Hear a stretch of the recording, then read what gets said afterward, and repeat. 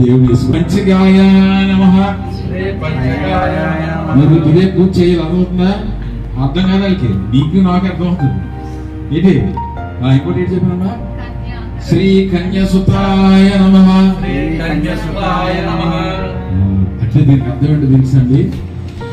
బ్రహ్మపుత్రాయ నమః అంటే దేవుని యొక్క కుమారుడికి వందనము. దేవునికి స్తోత్రం చెప్పండి. హల్లెలూయా.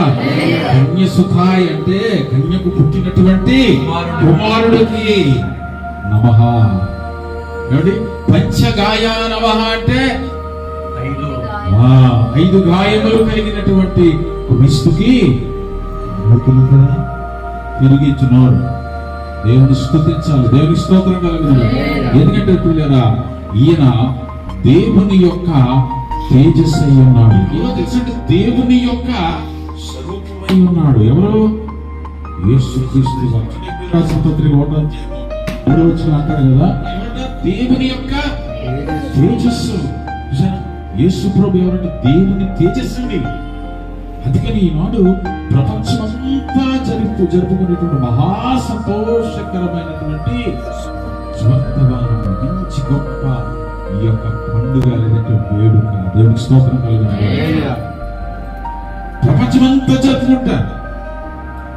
ఇప్పుడు మా పండుగలు వచ్చాయనుకోండి, ఎక్కడ జరుపుకుంటారమ్మా? మన దగ్గర జరుపుకుంటారు. కానీ యేసు ప్రభు పుట్టాడనేటువంటి పండుగ ఎక్కడ జరుపుకుంటున్నారు? ప్రపంచమంతా.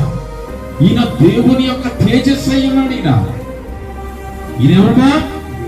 దేవుని యొక్క చిత్రం ఎంత గొప్పది.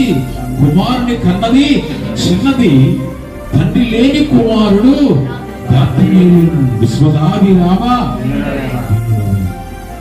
ఎవరు రాసుకున్నారండి? ఇది వేమంలో రాసుకున్నారు. చూసావా? చిత్రం ఎంత గొప్పది. కన్నది చిన్నది, కుమారుడు